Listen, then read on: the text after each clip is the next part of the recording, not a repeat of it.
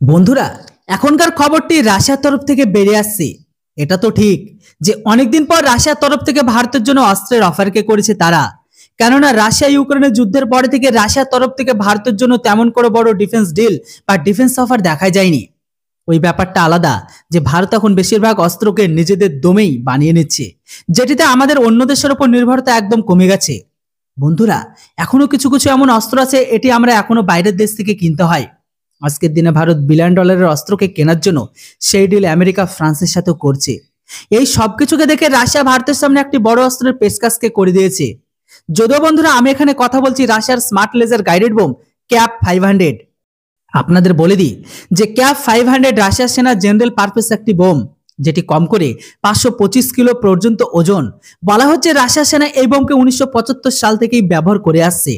এই বোমটি রাশিয়া একটি বড় এরিয়াকে ধ্বংস করার জন্য ডেভেলপ করেছে। যদিও আমি আপনাদের জানার জন্য বলে দিই যে এই বোমের 90% বিস্ফোরক পদার্থে ভর্তি থাকে, মানে 525 কিলো ওজনের মধ্যে 425 কিলো ওয়ারহেডই থাকে। যেন এই বোমটি যে এলাকায় পড়বে তার 50 বর্গ মিটারের মধ্যে সবকিছু যেন ধ্বংস হয়ে যায়। যদিও এটি একটি ড্রপ ডাউন বোম, তাই এটির জন্য এর রেঞ্জকে কোনো মাইনে রাখে না। ফাইটার জেট যে টার্গেট এটিকে লক করবে সেখানে এই বোমটি গ্লাইড করে সেটিকে ধ্বংস করবে। এর অ্যাকুরেসি সম্পর্কে বলা হয়েছে যে 7 থেকে 12 মিটার সিপিসিবির মধ্যে ধরা হয়, মানে এটি তার টার্গেটের উপর গিয়ে ধ্বংস করে। সবার প্রথমে রাশিয়া তার এই ধ্বংসযোগ্যকারী বোমকে সিরিয়ার যুদ্ধে ব্যবহার করেছে হেভিলি, তারপরে সোমালিয়া, আর এখন তো এটিকে হেভি পরিমাণে রাশিয়া ইউক্রেনের যুদ্ধে ব্যাপকভাবে ব্যবহার করে চলেছে। বন্ধুরা, ভারত বর্তমান সময়ে সুখের স্ট্রাইকার ফাইটার জন্য নতুন বোমের খোঁজ করছে, যেটির জন্য ভারত ইসরায়েলের স্পাইস 2000 আর ভারতের ডিয়াডোর দ্বারা তৈরি করা সুদর্শন বোমকেও দেখছে। রাশিয়া ভারতকে এই বোম এই কারণে অফার করেছে কারণ ভারত তার সুখোই ফাইটার জেট এই বোমকে অনেক আগে ব্যবহার করে, কিন্তু রাশিয়া এখন এই বোম নতুন সংস্করণ ক্যাপ 500L কে বানিয়ে রেখেছে, যেটি আরো বড় পরিমাণে ধামাকা করতে সক্ষম।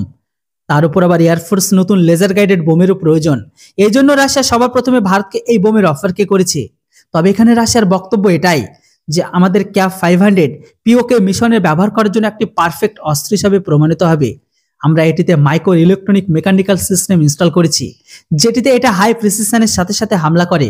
বন্ধুরা, পিওকে লঞ্চ প্যাডকে ধ্বংস করার জন্য রাশিয়া থেকে এই ক্যাপ 500 ভারতের কি নেওয়া উচিত না স্বদেশি বোমকে নেওয়া উচিত? অবশ্যই আপনাদের মতামত কমেন্ট বক্সে লিখে জানান। Thanks for watching.